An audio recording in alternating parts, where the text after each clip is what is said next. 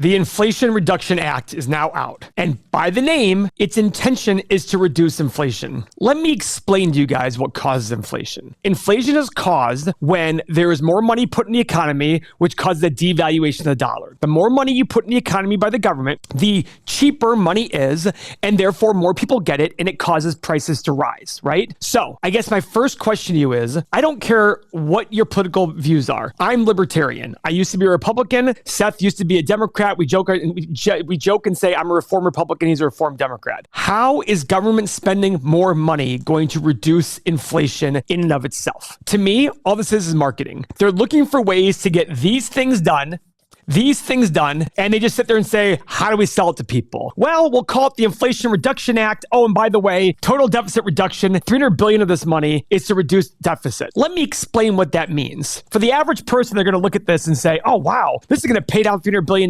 Well, then why don't you just make the $439 billion? It's the same result. It's no different than you going to your wife or your husband and saying, hey, I'm going to buy this $1,000 item, but I'm going to get it for $700, so it really reduces our expenses by $300. Hey, moron, you still spent $700. It's no different. This is absolute baloney. And guys, if you believe either party here really cares about reducing the deficit and making government smaller, you're absolutely insane. This will not do anything for reducing inflation. Inflation has to be reduced with raising interest rates and, unfortunately, doing things in the economy that we don't like. For example, the current unemployment rate is 3.5%. You would want unemployment somewhere in the 5 to 6% range, because at that point, you don't have a weak hiring market for employers. There's an ongoing saying that when employment and unemployment numbers are so low, you're basically hiring people and paying them, the people who probably shouldn't have jobs, or it's hard for them to have jobs. That doesn't mean if you're falling on hard times and your company had to contract. It means just in general. It's a very generalized statement.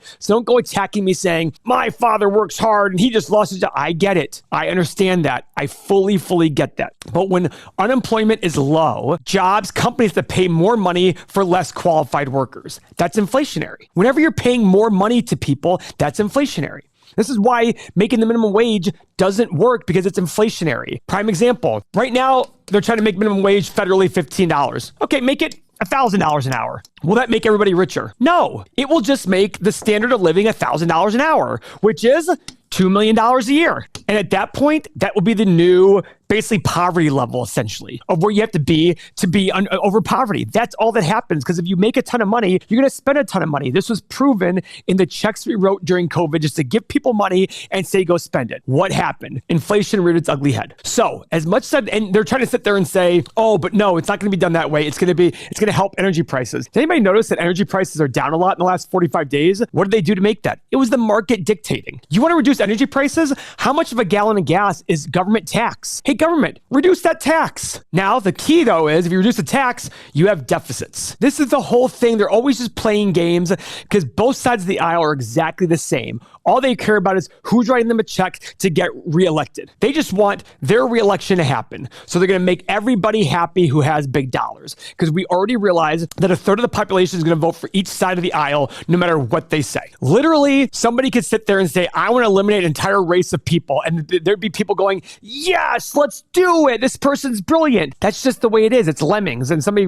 clarified recently and said, lemmings don't actually fall. I don't know the exact analogy, but the bottom line, guys, is this Inflation Reduction Act, I just think it's BS. It's just an excuse for more government spending. That's it. I mean, what are these things really doing? I love how the total investments are $433 billion. I just laugh at the whole thing. It's like, come on, this is absolutely insane. So here are the more specifics of the bill. The first one is it'll create a 15% corporate minimum tax rate. So corporations with at least $1 billion in income will have a new tax rate of 15%. Tax on individuals and households won't be increased. And now stock buybacks will be taxed at 1%. Guys, I'm absolutely 100% against stock buybacks being taxed. There was no transaction. Here's what they're doing. They're double dipping. Because what they're doing is when that company buys shares from the individual, and that individual, that's how they do a stock buyback. They go to the market and buy shares. Who has those shares? Individuals, funds, etc. Those people are paying tax on their gains. And now this company, even though all they did was purchase something,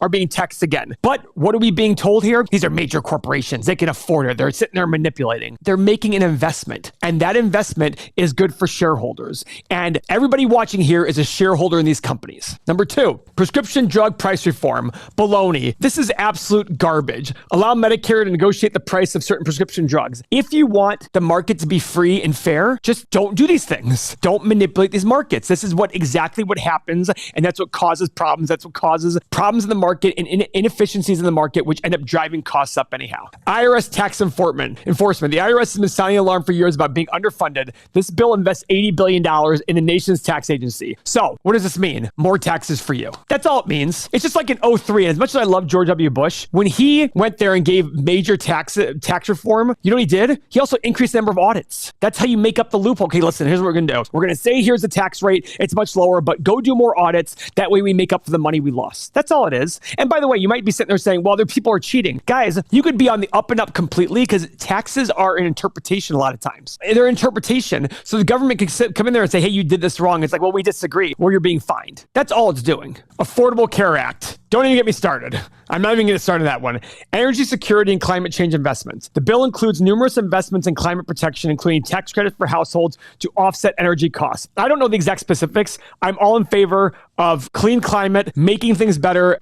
I do believe in climate change. I'm not one of those wackadoos who thinks it's all made up, and there has to be a lot done there. But again, I get really worried about the government level. But I'm looking at all this saying, okay, where is it specifically here fighting inflation? This one definitely doesn't fight inflation. If anything, this is going to increase inflation. Why? If a company has more costs, what are they going to do? They're going to raise their prices because they still have shareholders who are going to say, hey, we expect a certain profit level. That's not fighting inflation. It's doing exactly the opposite. Now, according to the Penn-Wharton budget model, there's low confidence the legislation will have any impact on inflation. Now, this is a nonpartisan research-based organization at UPenn. If the bill passes in 2022, the CBO estimates it would have a negligible effect on inflation. Now, guys, this is somebody's response, but they claim to be nonpartisan. And again, I haven't done the numbers, I haven't gone through it, but just hearing from the high level, I think to myself, what is in here that's actually fighting inflation? Besides increasing rates, which I think is the best way to fight inflation, government spending more is not going to fight inflation. And they just sit there and call it the Inflation Reduction Act because you know why? People buy into